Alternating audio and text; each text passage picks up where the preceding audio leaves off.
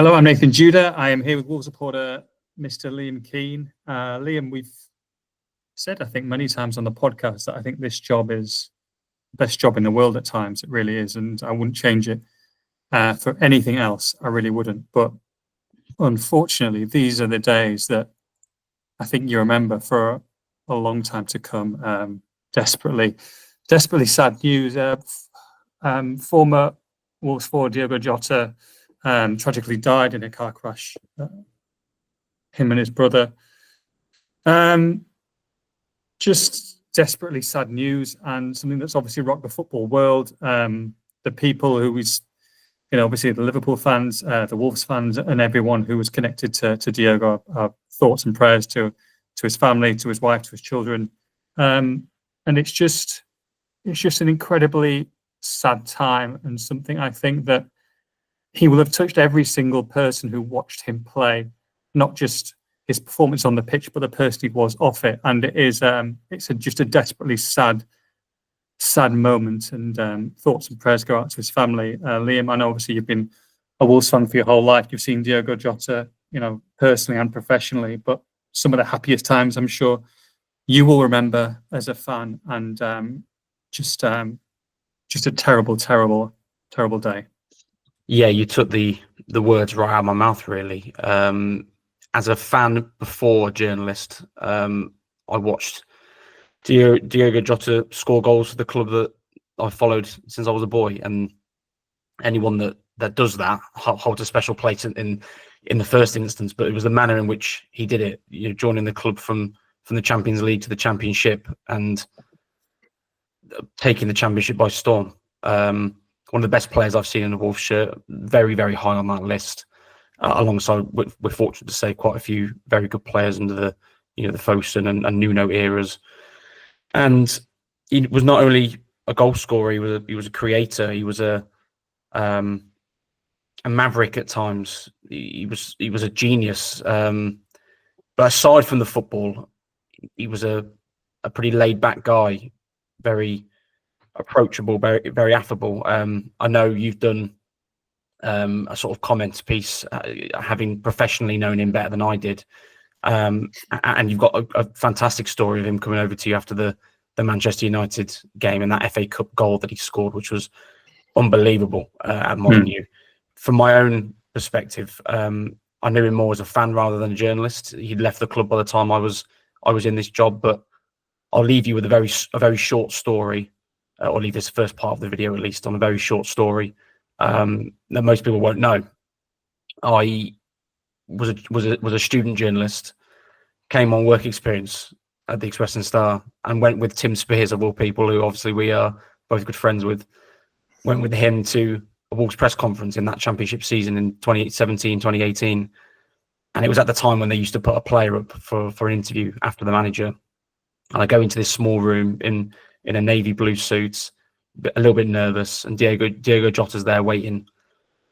He has no idea who I am, has no idea why I'm there, and he took the time to speak to me, took the time to take an interest.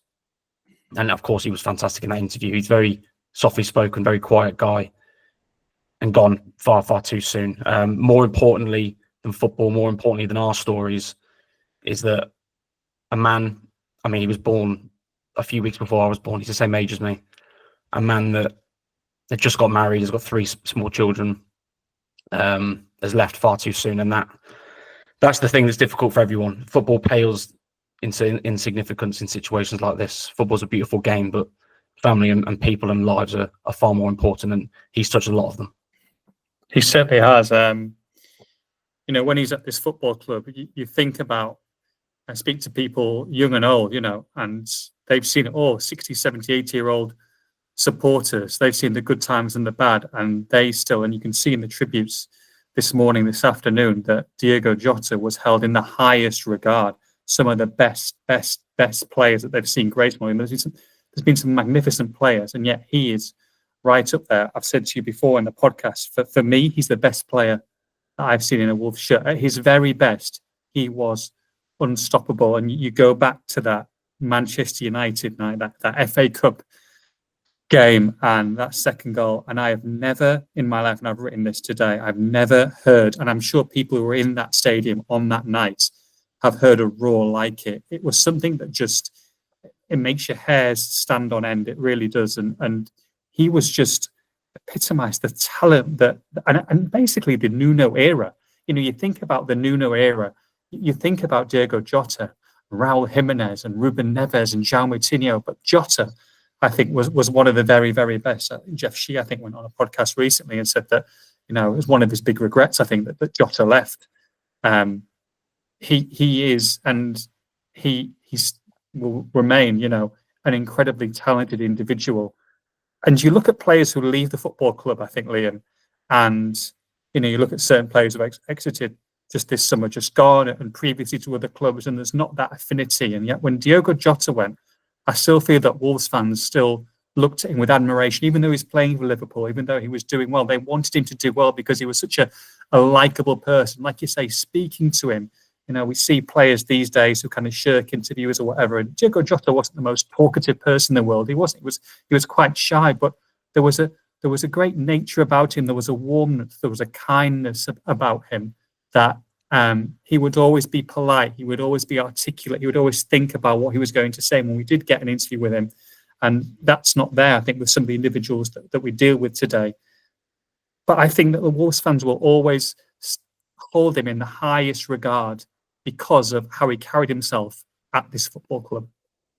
Without a doubt. Two grand old football clubs in Wolverhampton Wanderers and Liverpool, and look at the reaction from both sets of supporters. Flowers being laid outside Molineux and Anfield as we speak. Both clubs rocked to their very core by losing a player, of course, a current player in Liverpool's situation, which I can only imagine how difficult that is for that football club. We both know, and of course I won't name any people, we both know someone working at Liverpool who will be very, very rocked by this. We know people personally that will be impacted by this.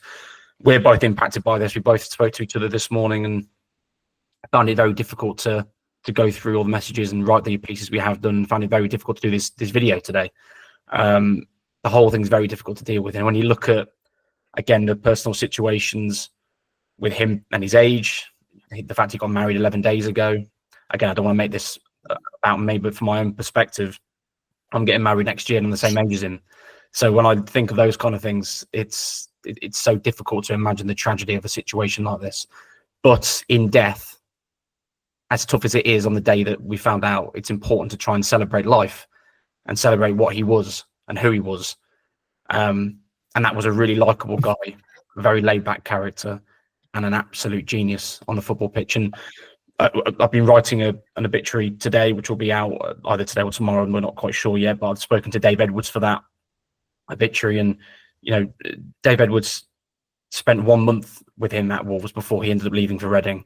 Of course, he then played against him and has seen him since then, and obviously spoke to him. But he was only at Wolves with him for a very short amount of time, and the words in which Dave articulates his admiration for Diogo Jota says absolutely everything you need to know about who he was. This won't be the end of us talking about Diogo Jota. You know, he won't be forgotten as the player he is, the person he was, what the impact he had on both football clubs. I suspect and hope that both football clubs will do a lot more in the future now to remember him, particularly when they play each other. And I fully expect that to happen going forward. And it'll be a really emotional day when Wolves and Liverpool do meet, because they're two fantastic football clubs that have been, you know, had a wonderful individual stolen away from them and far too soon. And of course, also from the family's perspective, losing his brother Andre Silva, who played in the second division of Portuguese football.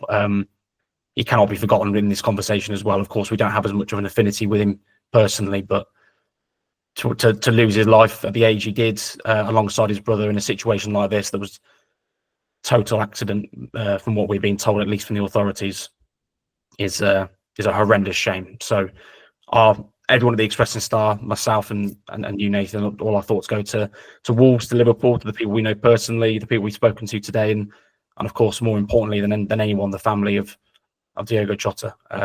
Talk about legacy. He's got a legacy, and that's the most important thing to try and remember right now. Yeah.